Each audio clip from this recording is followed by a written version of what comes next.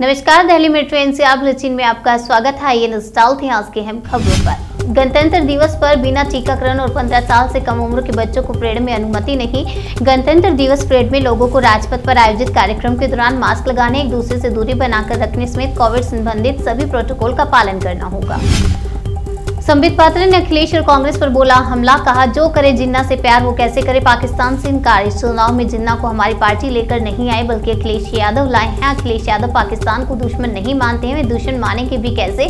जो करे जिन्ना से प्यार वह कैसे करे पाकिस्तान से इनकार।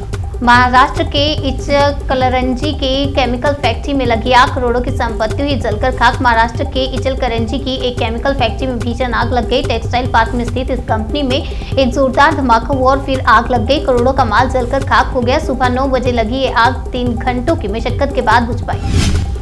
मुंबई में ठंड प्रचंड, टूटा 10 सालों का रिकॉर्ड। पाकिस्तान से आई सफेद पाउडर की आंधी बनी हुई है मुसीबत। मुंबई में पिछले 10 सालों में सबसे कम तापमान का रिकॉर्ड दर्ज किया गया है। तापमान में करीब 6 से 7 डिग्री सेल्सियस की गिरावट आई है। न सिर्फ ठंड प्रचंड हुई है बल्कि एक और नई मुसीबत आ खड़ी हुई है। आईएमडी द्वारा दी गई जानकारियों के मुताबिक मुंबई और पुणे में पाकिस्तान से एक सफेद पाउडर जैसी धूल की चादरें बिछ गई हैं। चोरी छिपे वार कर रहा ओमिक्रॉन का सब स्ट्रेन आरटी-पीसीआर की पकड़ में नहीं आता।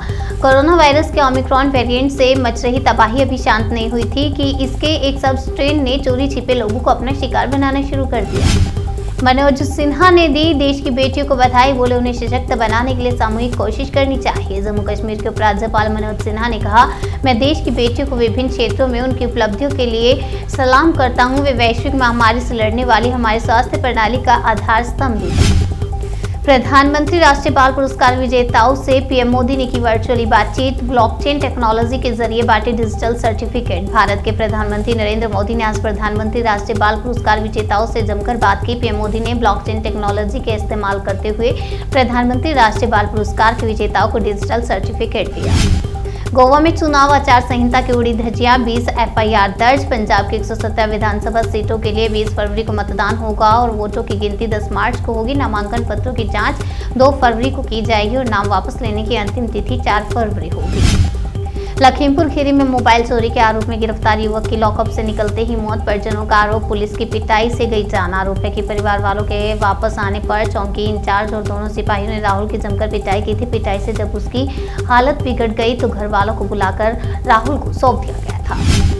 बेल्जियम में कोविड प्रतिबंधों के विरोध में सड़कों पर उतरे हजारों लोग, पुलिस ने दागे आंसू गैस के गोले। बेल्जियम में कोरोना चरम पर है। कोरोना की रोकथाम के लिए कई प्रतिबंध लगाए गए हैं। इन प्रतिबंधों के खिलाफ हजारों लोगों ने सड़कों पर उतरकर प्रदर्शन किया। पुलिस ने प्रदर्शनकारियों पर आंसू गैस के गोले दागे।